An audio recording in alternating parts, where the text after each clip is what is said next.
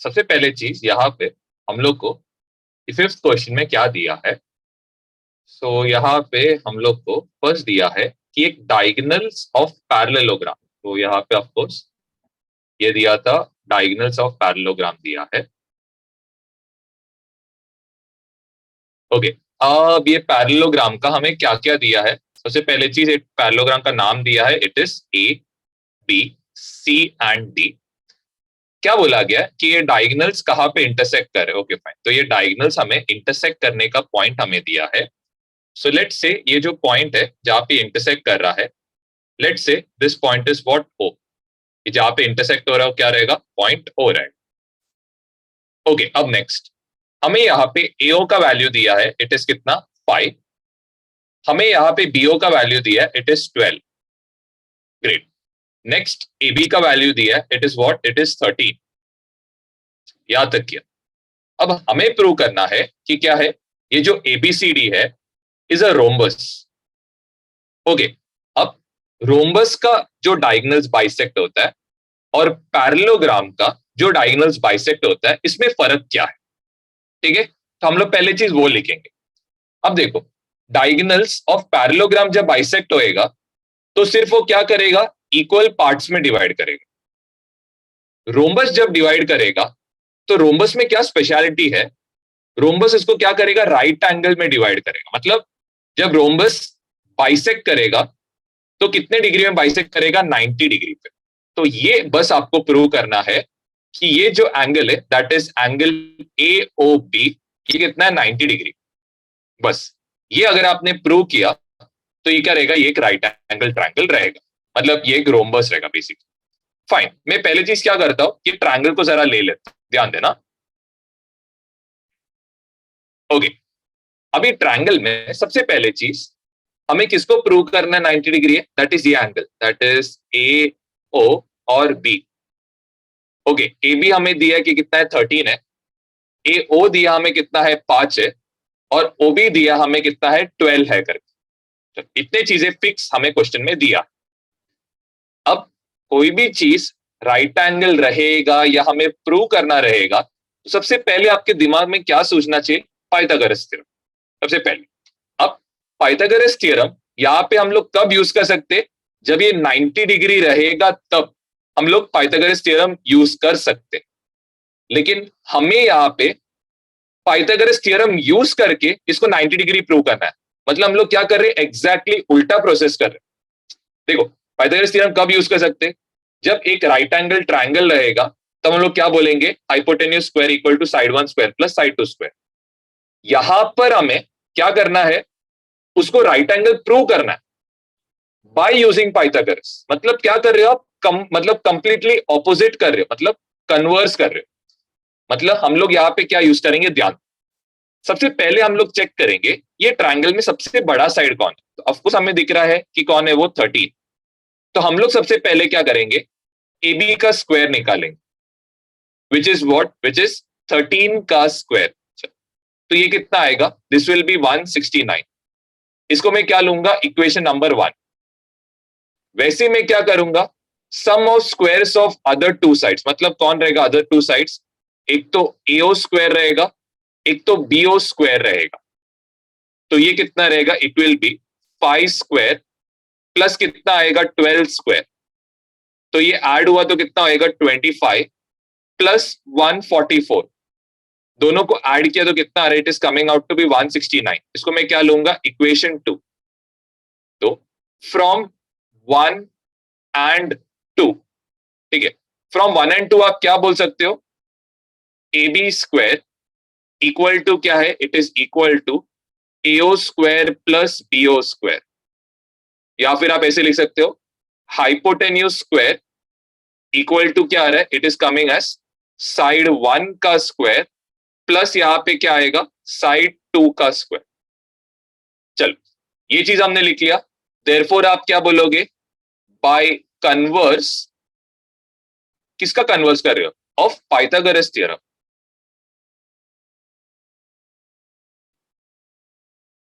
Okay, by converse of Pythagoras theorem क्या बोलोगे आप, triangle A O B, is a right angled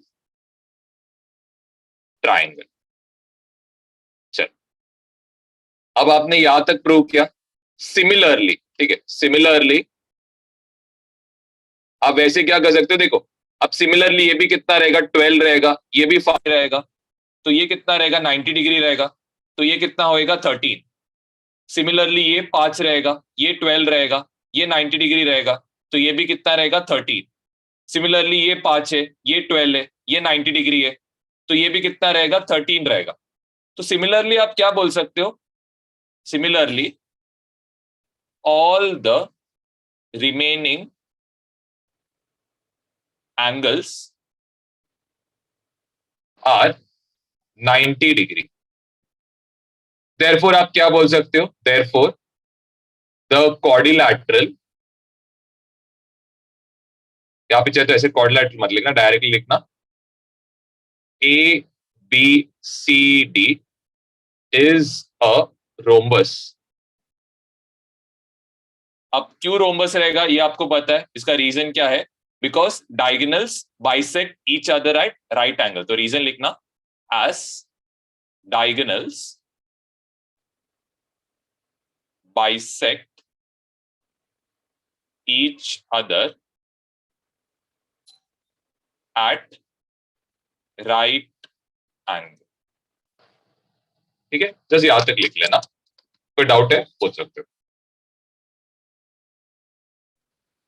okay, rhombus में क्या होएगा, सब साइड्स इक्वल रहते हैं, मतलब A B equal to B C equal to C D equal to क्या रहेगा, ए डी. आप इधर लिखोगे क्या, ऑल साइड्स आर इक्वल. चल, ये हो गया सबसे पहले. नेक्स्ट आता है इसके एंगल से रिलेटेड. तो इसका एंगल्स क्या है, ऑफ कोर्स इसके जो ऑपोजिट एंगल्स है ये क्या रहेंगे, इक्वल रहेंगे. तो यहाँ पे सेकंड पॉइंट में आप लिख सकते हो ऑपोजिट एंगल्स आर इक्वल. ये पार्ट भी हो गया, ऑपोजिट एंगल्स आर इक्वल. तो इसका मतलब आप क्या लिखोगे, angle A equal to angle B equal to, next इसमें क्या लिखोगे, एंगल सी, सॉरी इधर मैं गलती हुआ, यहाँ पे angle A equal to angle C आएगा, एंगल बी इक्वल टू क्या रहेगा, एंगल टी. ये पार्ट्स भी बराबर हो गए. और एक प्रॉपर्टी है angle related, that is adjacent angles are supplementary. Adjacent angles are supplementary. Adjacent angles मतलब क्या, बाजू बाजू में जो भी एंगल्स है, जैसे कि एंगल बी का बाजू वाला कौन है, एंगल सी. तो angle B plus angle C ये कितना रहेगा, 180 डिग्री. सिमिलरली आप क्या लिख सकते हो, angle B plus angle A ये कितना रहेगा, इवन दिस विल बी 180. ये हो गया एंगल रिलेटेड प्रॉपर्टी लिखा, साइड रिलेटेड प्रॉपर्टी लिखा. अब डायगोनल रिलेटेड प्रॉपर्टी. तो इसका डायगोनल रिलेटेड प्रॉपर्टी क्या है, आप बोल सकते हो डायगोनल्स बाइसेक्ट ईच अदर.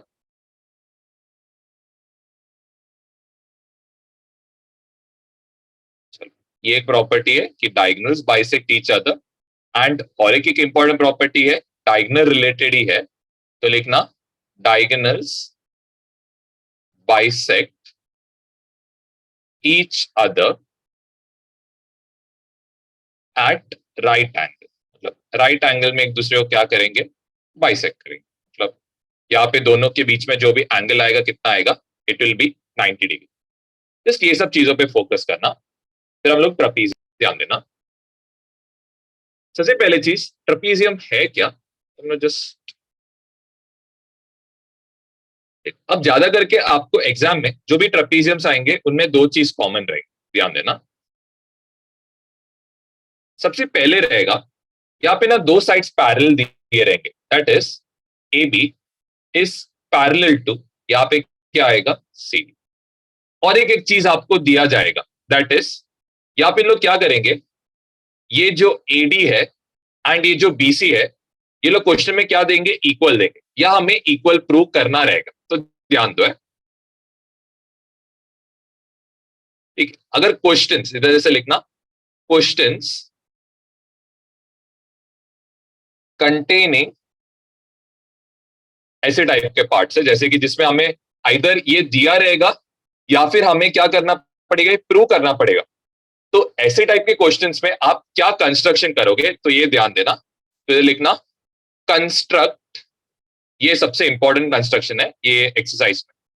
तो कंस्ट्रक्ट आप इधर बना सकते हो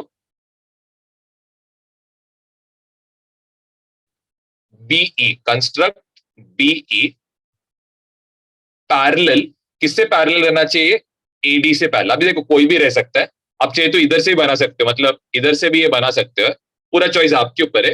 मेरे को जस्ट इधर इलस्ट्रेशन के लिए बस बताने का था कि ये जो बी रहेगा ये किससे पैरेलल रहेगा, एडी से। ठीक है, तो याद रखना जैसे आपने ये पैरेलल बना दिया, आप क्या बनाओगे, quadrilateral A B E D is a parallelogram. I hope ये सब, देखो ये स्टेप आप जस्ट अपने दिमाग में याद रखना, क्योंकि आपको क्वेश्चंस मोस्टली एग्जाम में इसके अलावा और कुछ पूछने का चांसेस रेयर, तो इसके अलावा और कुछ प्रूफ आने का चांसेस रेयर, क्योंकि ट्रेपेजियम में और कुछ रिलेटेड प्रॉपर्टी नहीं है। वैसे मेन जो प्रॉपर्टी यूज होएगा सम्स के लिए, दैट इज, ये याद रखना, आप लिखोगे यहां पे ध्यान देना, देखो ए बी क्या है, पैरेलल टू क्या है, सी डी। तो यहाँ पे ये दो एंगल्स जो यहाँ पे फॉर्म होने वाले, दैट इज इधर जो एंगल है एंड यहाँ पे जो एंगल है, that is angle B plus angle C, ये इक्वल टू क्या रहेगा, 180। और यहाँ पे angle A plus angle D, ये दोनों क्या रहेगा, 180 डिग्री। या फिर इधर लिख सकते हो interior angles are supplement, interior angles are supplement. मतलब दो पैरेलल लाइंस के बीच में जो भी रहेगा एंगल, ओके, जैसे कि यहाँ पे देखो ये एक पैरेलल लाइन हो गया, ये एक पैरेलल लाइन हो गया, इसके बीच में जो एंगल है दैट इज एंगल बी और एंगल सी, ये क्या रहना चाहिए, सप्लीमेंट। बहुत ही सिंपल है, जस्ट ये दो प्रॉपर्टी आप याद रखो, आपका दो एक्सरसाइज हो जाएगा। ओके, फर्स्ट क्वेश्चन में हमें दिया है डायगोनल्स ऑफ अ रेक्टेंगल। सबसे पहले हम लोग क्या बनाएंगे, एक रेक्टेंगल बना के रखेंगे। ओके, रेक्टेंगल का नाम हमें दिया है, it is A B C and D. इसके जो भी डायगोनल्स रहेंगे, let's say diagonal A C and let's say यहाँ पे डायगोनल बी डी है, ये कहां पे इंटरसेक्ट कर रहे, it is intersecting at point O. Question में दिया इतना कुछ। नेक्स्ट हमें दिया है कि AC कितना है, इट इज 8, मतलब ये पूरा AC कितना दिया, 8 दिया है। इसका मतलब ये जो AO रहेगा और ये जो OC ये भी 4 रहेगा, ये जो BO रहेगा और ये जो DO रहेगा ये भी 4 रहेगा। ठीक है, फाइन। हम लोग सबसे पहले इसको हम लोग प्रूव करें, क्योंकि हमारा फर्स्ट पार्ट है, तो ध्यान देना। सबसे पहले सॉल्यूशन में ध्यान देना, यहां पे आप कैसे स्टार्ट करोगे। सबसे पहले आपको क्वेश्चन में दिया है कि AC ये कितना है, इट इज 8 सेंटीमीटर, क्वेश्चन में मेंशन्ड है। सिमिलरली आप क्या लिखोगे, AC ये इक्वल टू क्या रहेगा, BD ये इक्वल टू क्या रहेगा, 8 सेंटीमीटर। इसका रीजन आप क्या लिखोगे, diagonals of rectangle are equal.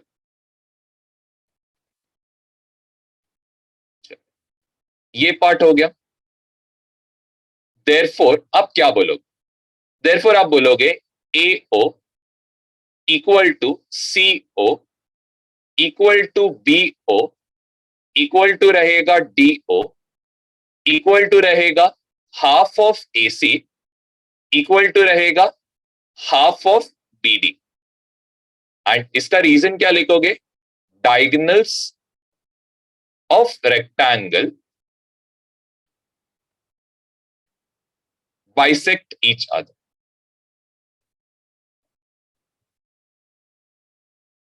Okay, तो इसमें हम लोग ढूंढना क्या है, तो हमें ढूंढना यहाँ पे क्या है, हमें ढूंढना है BO। हमें क्वेश्चन में दिया क्या है, हमें क्वेश्चन में दिया है AC, तो हम लोग क्या यूज करेंगे, BO equal to half of AC। Which is equal to half of AC का वैल्यू कितना है 8, ये और ये पार्ट कैंसिल, BO का वैल्यू कितना आएगा, it will come as 4 centimetre. First part हमने सॉल्व किया, इसमें किसी को डाउट है? नेक्स्ट पार्ट में हमें दिया है कि CAD, दैट इज ये पर्टिकुलर एंगल CAD, ये हमें कितना दिया है, इट इज गिवन एज कि ये एंगल कितना है, इट इज 35 डिग्री क्वेश्चन में दिया। ओके, आपको क्या पूछा है, फाइंड एंगल ACB, मतलब आपको ये एंगल ढूंढना है। मैं इसको जस्ट ग्रीन कलर से बताता हूं, आपको ये एंगल ढूंढ के निकालना है कितना रहेगा करके।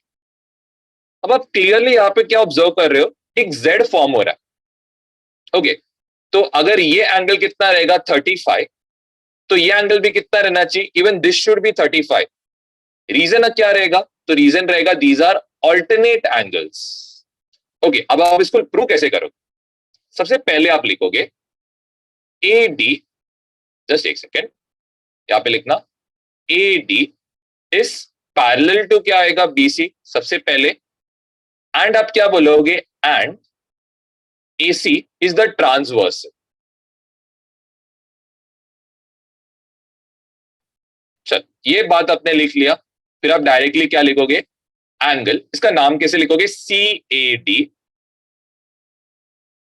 ये इक्वल टू रहेगा एंगल ACB, इसका मतलब ये भी कितना रहेगा, even this will be 35 degree, and इसका रीजन आप क्या लिखोगे, these both are alternate angles. Okay, first वाला सा, किसी को डाउट है? ओके, हमें यहाँ पे रोम्बस दिया है, इसका नाम क्या है, it is PQ R and S। Next, यहाँ पे PQ कितना दिया है, इट इज 7.5। हमें पूछा गया है फाइंड QR, ये तो क्वाइट सिंपल क्वेश्चन हो गया। आपको पता है रोम्बस में जो सारे साइड्स रहेंगे क्या रहेंगे, इक्वल। तो सबसे पहले क्या लिखोगे, सॉल्यूशन PQ, ये इक्वल टू क्या रहना चाहिए, QR रहना चाहिए, इक्वल टू कितना रहेगा 7.5। ओके, इसका रीजन आप क्या लिखोगे, आप इधर लिखोगे all sides of rhombus are equal या congruent, all sides of rhombus are equal. First part आपने ऑलरेडी प्रूव किया। अब second, angle QPS, that is ये एंगल आपको दिया है, इट इज कितना 75 degree. Find the measures of angle PQR। चलो, सबसे पहले हम लोग PQR ढूंढते। अब ये जो P और ये जो Q है, ये दोनों क्या एक दूसरे के एडजेसेंट एंगल्स है, और आपको प्रॉपर्टी पता है एडजेसेंट एंगल्स कितने रहते हैं, इट इज 180 डिग्री। तो यहाँ पे आप क्या लिखोगे, angle P plus angle Q equal to रहेगा 180 डिग्री। इसका रीजन क्या लिखोगे, adjacent angles of rhombus are supplementary।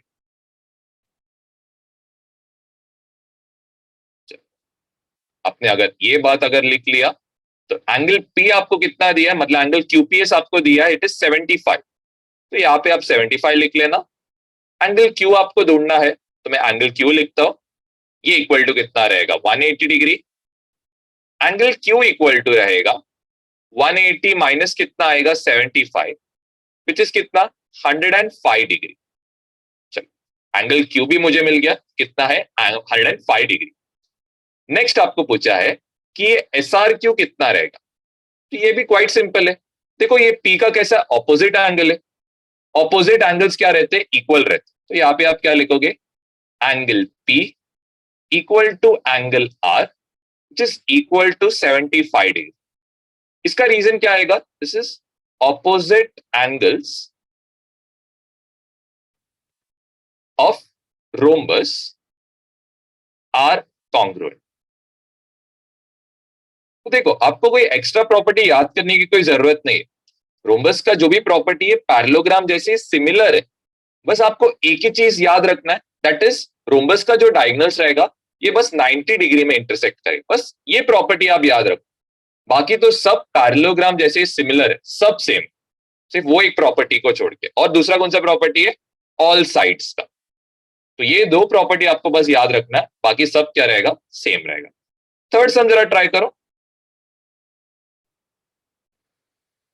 सबसे पहले चीज यहाँ पे क्या दिया है, first of all we are given कि आई जे के एल, ये क्या एक स्क्वायर है, तो यहाँ पे मैं इनका नाम लिखता हूं, आई जे के, और यहाँ पे क्या आएगा, एल।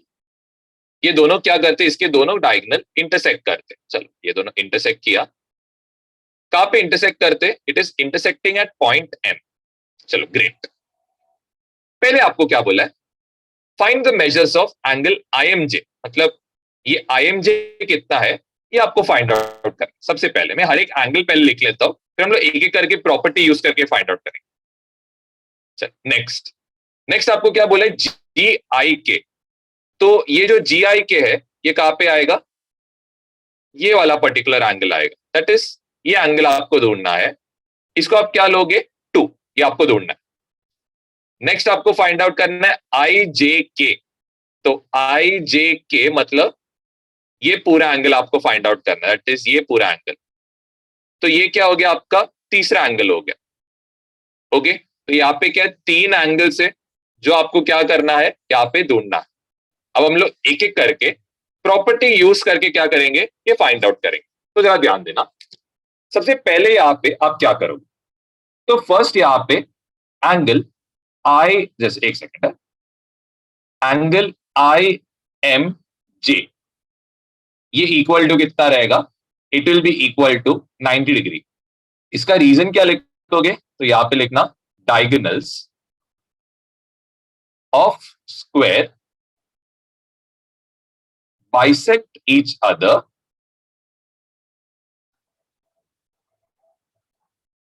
एट राइट एंगल, या फिर लिख सकते हो एट 90 डिग्री।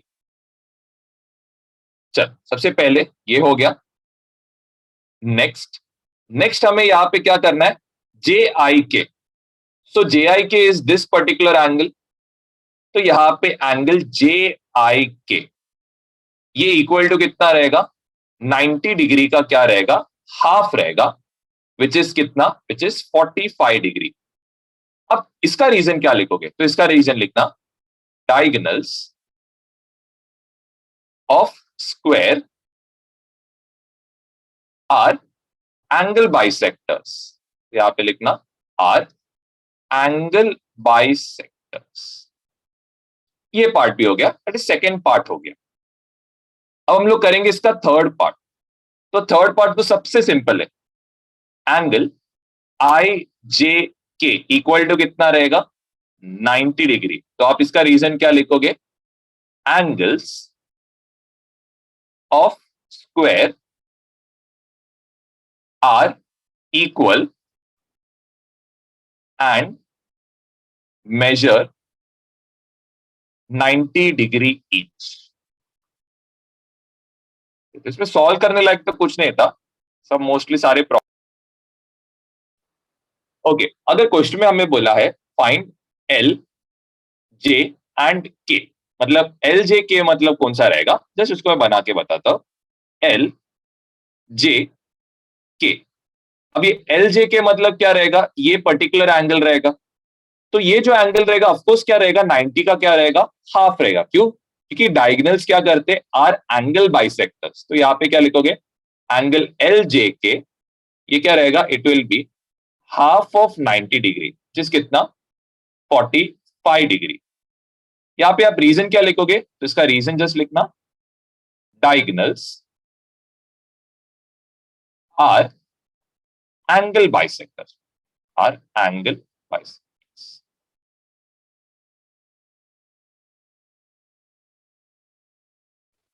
नेक्स्ट पार्ट में हमें क्या दिया है, एक रोम्बस दिया है। सबसे पहले हम लोग क्या बनाते हैं, एक रोम्बस बना देते हैं। ओके फाइन, चलिए रोम्बस का कुछ ना कुछ एक नाम देते, लेट्स से ए बी सी और ये क्या रहेगा, डी। सबसे पहले क्या बोला है, इसके जो डायगोनल्स है, तो यहाँ पे ये एक डायगोनल दिया है, ये एक डायगोनल दिया। चलो इंटरसेक्ट कहां पे करते हैं हम लोग, पॉइंट ओ पे इंटरसेक्ट करते हैं, ऐसे सोचते हैं। अब ध्यान देना, सबसे पहली चीज हमें प्रॉपर्टी मालूम रहना चाहिए। कि डायगोनल्स एक तो क्या करेंगे, बाइसेक्ट करेंगे, और बाइसेक्ट करेंगे तो कितने एंगल पे, 90 डिग्री के एंगल पे। तो ये आपको मालूम रहना चाहिए।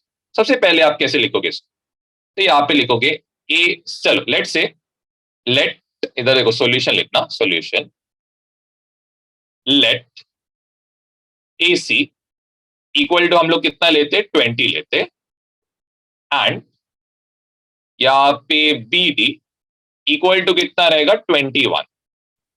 देयरफॉर, देयरफॉर आप क्या बोलोगे, एओ इक्वल टू क्या रहेगा, ओ सी, और ये इक्वल टू क्या रहेगा, हाफ ऑफ ए सी। ये रोम्बस के डायगोनल्स इक्वल नहीं है तो ये ध्यान देना, तो सबको इक्वल मत लिखना, सिर्फ ये ए सी का हाफ रहेगा। तो इसका मतलब क्या रहेगा, दोनों कितना रहेगा, 10। मतलब ये 10 हुआ, ये भी कितना आया, 10 आया।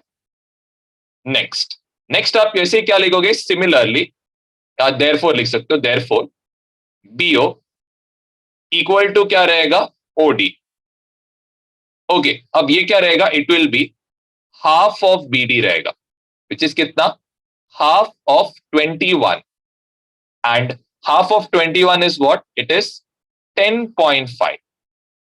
ये चीज भी सॉर्ट हो गया, तो यहां पे कितना आएगा, this is 10.5 and even this is 10.5।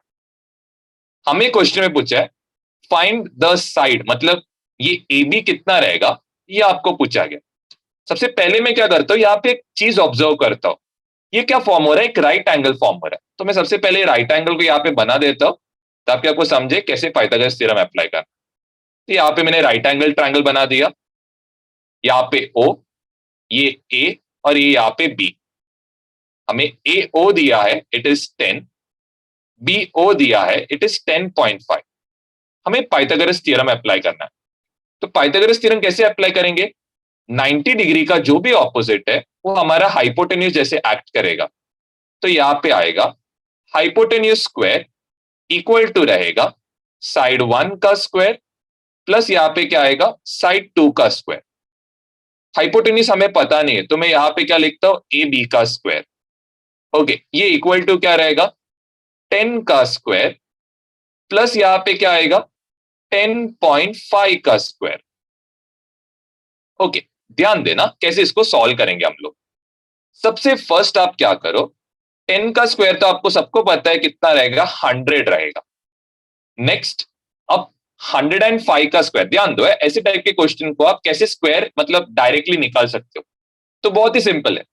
105 का स्क्वायर करने का मतलब क्या है कि आप क्या कर रहे हो, 105 को 105 के साथ मल्टीप्लाई कर। ध्यान दो, बहुत सिंपल है। सबसे पहले आप क्या नोटिस कर रहे हो, इसके एंड में क्या है, 5 है। याद रखना ये जो तरीका है सॉल्व करने का, ये सिर्फ डिजिट्स एंडिंग विथ 5 के लिए काम आता है।